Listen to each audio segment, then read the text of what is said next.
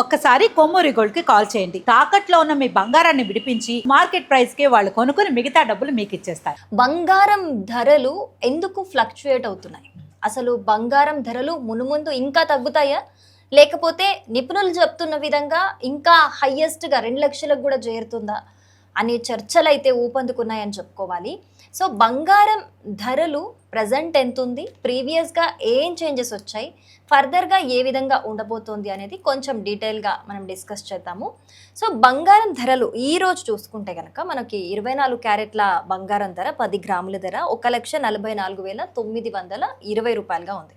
అలాగే 22 క్యారెట్ల 10 గ్రాముల బంగారం ధర 1,33,700 రూపాయలుగా ఉంది. సో ఇదే మనం just last Saturday 2 days back రేట్లు చూసుకుంటే కనుక 24 క్యారెట్ల బంగారం ధర 1,44,330 రూపాయలుగా ఉంది.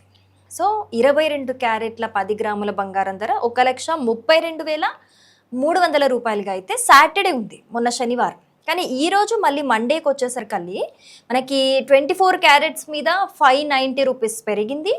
22 క్యారెట్ గోల్డ్ మీద రేట్ మీద 1,400 రూపీస్ అయితే పెరిగింది.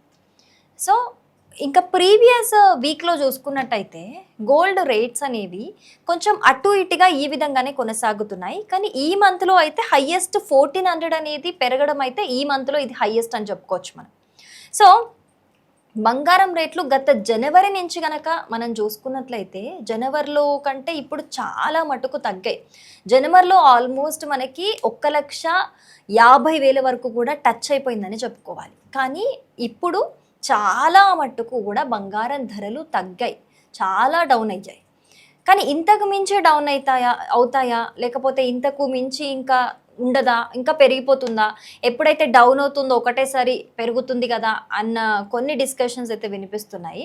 సో మనందరికీ తెలిసిన దాని ప్రకారం గోల్డ్ రేట్స్ అనేవి జనరల్గా ప్రపంచ మార్కెట్కి సంబంధించి, ప్రపంచ వాతావరణం అనిశ్చితికి సంబంధించి, అలాగే అమెరికా డాలర్కి సంబంధించి, అలాగే ఫెడ్ బ్యాంక్ వడ్డీ రేట్లకి సంబంధించి ఇవన్నిటి మీద అయితే డిపెండ్ అయి ఉంటాయనే విషయం మనందరికీ తెలుసు. సో రీసెంట్గా మనకి అమెరికా ఇరాన్కి సంబంధించిన యుద్ధ వాతావరణం నేపథ్యంలో కూడా కాస్త పెరిగినట్లుగా కూడా తెలిసింది. కానీ అనుకున్న స్థాయిలో అయితే ఆ మాత్రం అయితే పెరగలేదు. అక్కడక్కడే అవుతూ అటు ఇటు ఫ్లక్చుయేట్ అవుతూ ఉన్నాయి గోల్డ్ రేట్స్. సో ఇప్పుడు రాబోయేది ఇంకా మనకి ఫెస్టివల్ సీజన్ కాబట్టి ఈ విధంగా చూసుకుంటే కనుక మనకి ఇప్పుడు నెక్స్ట్ వినాయక చవితి వస్తుంది, వరలక్ష్మి వ్రతం వస్తుంది, అలాగే దీపావళి వస్తుంది, దసరా వస్తుంది. తెలుగువారికి ఈ ఆషాఢం శ్రావణం అనేసరికి చాలామంది కూడా బంగారం కొనడానికి ఇదే రైట్ టైం అనేది చాలామంది ఫిక్స్ అయిపోయి ఉంటారు. ఈ మంత్స్లోనే కూడా కొంటారు, ఎక్కువ మంది కూడా కొనడానికి మక్కువ చూపిస్తారు. ఇయర్ అంతా కొనకుండా కూడా ఈ మంత్స్లోనే ఆషాఢం శ్రావణం రాగానే బంగారం కొనడం అనేది చాలా మందికి ఉన్న ఒక అలవాటు అయిపోయింది అది. అండ్ ఎస్పెషల్గా దివాళీకి చాలామంది కొంటూ ఉంటారు, వరలక్ష్మి వ్రతంకి అయితే చాలామంది బంగారం కొంటూ ఉంటారు. ఎందుకనంటే ఎంతో కొంత బంగారం తెచ్చుకుంటే మనం ఇంటికి లక్ష్మీదేవిని తెచ్చుకున్నట్టే అని చెప్పేసి కూడా వరలక్ష్మి వ్రతం అప్పుడు కూడా బంగారం కొంటూ ఉంటారు. సో ఈ పండుగలన్నీ కూడా స్టార్ట్ అవుతున్న నేపథ్యంలో దట్టు ఈ పండుగలన్నీ అయిపోయిన తర్వాత మనకి పెళ్ళిళ్ళ సీజన్ కూడా స్టార్ట్ అయిపోతుంది. సో పెళ్ళిళ్ళ సీజన్కి ఖచ్చితంగా ధరతో సంబంధం లేకుండా ఇంకా కొనాల్సిందే, కొంటారు. అప్పుడు కూడా ఖచ్చితంగా పెళ్ళి అంటే బంగారం కొనాలి, బంగారం ఉండాల్సిందే. సో మరి బంగారం అనేది ఇంకా పెరుగుతుందా, ఇదే కంటిన్యూ అవుతుందా అనేది చాలామంది కూడా ఆలోచిస్తున్న అంశం. ఈ పెళ్ళిళ్ళ సీజన్ కావచ్చు, ఈ పండుగల సీజన్ కావచ్చు, వీటి నేపథ్యంలో డిమాండ్ అయితే ఖచ్చితంగా బంగారంకి పెరుగుతుంది. డిమాండ్ పెరిగినప్పుడు ఆబ్వియస్గా రేటు పెరుగుతుంది. ఇప్పుడు ఎప్పుడైతే మార్కెట్లో ఇన్వెస్టర్లు బంగారంలో ఇన్వెస్ట్ చేస్తారు అప్పుడు ఖచ్చితంగా రేట్లు అనేవి పెరిగిపోతాయి. సో ఫర్దర్గా అది జరిగే అవకాశం ఉన్నట్లుగా మనకు తెలుస్తోంది.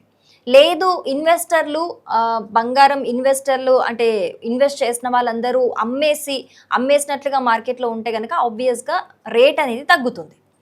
సో ప్రజెంట్ ఇన్వెస్టర్లు మార్కెట్లో అమ్మేసి రేట్లు తగ్గిన అంశం ఇప్పుడు కంటిన్యూ అవుతుంది. కానీ ఫర్దర్గా ఎలా ఉండబోతోంది అని అంటే కనుక మేబీ గోల్డ్ రేట్ ఇంకొన్ని మంత్స్లో కూడా లేకపోతే నెక్స్ట్ మంత్ వరకు అయినా కూడా పెరిగే అవకాశం ఉంది అని అనిపిస్తుంది. ఎందుకు అనంటే ఇప్పుడు ఆషాఢం శ్రావణం వచ్చేసరికి కూడా చాలామంది గోల్డ్ షాప్స్లో ఉన్న వాళ్ళు కూడా చాలా ఆఫర్స్ ఇస్తూ ఉంటారు. గోల్డ్ తరుగు మీద కావచ్చు, చాలా మట్టుకు వీటి మీద ఆఫర్స్ ఇస్తారు. ఆఫర్స్ ఇవ్వటం వల్ల కూడా కొనుగోలుదారులు ఖచ్చితంగా ఆఫర్ ఉంది కదా, డిస్కౌంట్స్ వస్తున్నాయి, మళ్ళీ ఎప్పుడు వస్తాయో అన్న ఆలోచనతోని ఖచ్చితంగా నార్మల్గా కొనే వాళ్ళకంటే కూడా ఇంకొంత ఎక్కువ మంది కొనే అవకాశాలు కూడా మనకి ఎక్కువగా ఉంటాయి. సో అప్పుడు ఆబ్వియస్గా బంగారంకి డిమాండ్ పెరుగుతుంది కాబట్టి ప్రైస్ కూడా కొంత పెరిగే అవకాశం ఉన్నట్లుగా తెలుస్తోంది. కానీ ఈ ఇయర్ ఎండ్ వరకు కూడా బంగారము నెమ్మదిగా ఇంకా 2 లక్షల వరకు కూడా చేరుకునే అవకాశం ఉంది అన్నట్టుగా కూడా నిపుణులు చెబుతున్న పరిస్థితి. కానీ ప్రెజెంట్ సిచ్యువేషన్ చూస్తే మాత్రం 1,50,000కి బిలోనే బంగారం రేట్లు అనేవి కంటిన్యూ అవుతున్నాయి. కానీ ఈ రేట్ అనేది మళ్ళీ 2 లక్షల వరకు ఏ విధంగా చేరుతుంది అనేది అయితే చూడాల్సి ఉంది. ఎందుకంటే అప్పుడు అంటే ఫర్దర్గా ఇంకా ప్రపంచ ఆర్థిక పరిస్థితి ఏ విధంగా ఉంటుంది, డాలర్ విలువ ఏ విధంగా ఉంటుంది, వడ్డీ రేట్లు ఏ విధంగా ఉంటాయి, దీని మీద డిపెండ్ అయి ఉంటుంది. కాబట్టి అప్పటి అంచనా అయితే మరి అట్లాంటి అంచనా అయితే మనం వెయ్యలేం. కానీ ప్రస్తుత పరిస్థితి చూసుకుంటే డిమాండ్ పెరుగుతుంది కాబట్టి కొంతలో కొంత ఇంకా బంగారం రేట్లు కొంచెం పెరిగే అవకాశమే ఉంది. కాబట్టి ఎవరైనా బంగారం కొనాలి రైట్ టైం అనుకుంటే కనుక ఇప్పుడు కొనడమే చాలా మంచిదని కూడా కొంతమంది నిపుణులు చెప్తున్న పరిస్థితి అనమాట. అండ్ వెండి ధరలు చూసుకుంటే కనుక వెండి ధరలో పెద్ద మార్పులు అయితే లేవు. జస్ట్ మొన్నటికి ఈ రోజుకి ఒక 100 రూపీస్ వేరియేషన్ ఉన్నట్టుంది అంతే. 2,40,000 దగ్గర అంతే కన్సిస్టెన్సీగా అది కంటిన్యూ అవుతుంది. 100 రూపీస్ 200 రూపీస్ అటు ఇటుగా కంటిన్యూ అవుతుంది. సో ఫైనల్గా మరి బంగారం కొనాలా వద్దా, ఇంకా పెరుగుతుందా తగ్గుతుందా, అసలు ఏంటి కన్ఫ్యూజన్, ఎందుకు ఇలా జరుగుతుంది, ఫ్లక్చుయేషన్స్ ఎందుకు అనంటే మన ప్రపంచ ఆర్థిక పరిస్థితులు, మొన్న యుద్ధ వాతావరణం అలుముకుంది. ఇలాంటి పరిస్థితులన్నిటి రీత్యా కూడా మనకి బంగారం రేట్లు అనేవి నిజంగా ఇప్పుడు చాలా తగ్గుముఖం పట్టాయి. జూలై ఫస్ట్ వీక్లో అయితే చాలా అంటే చాలా తగ్గాయి బంగారం రేట్లు. ఇప్పుడు కొంత పెరుగుతున్నట్లుగా అయితే కనిపిస్తోంది. సో ఇంతకు మించి పెరిగే లోపే మనం కొనేసుకుంటే బెటర్ అనేది కొంతమంది చెబుతున్న ఒక అంచనా.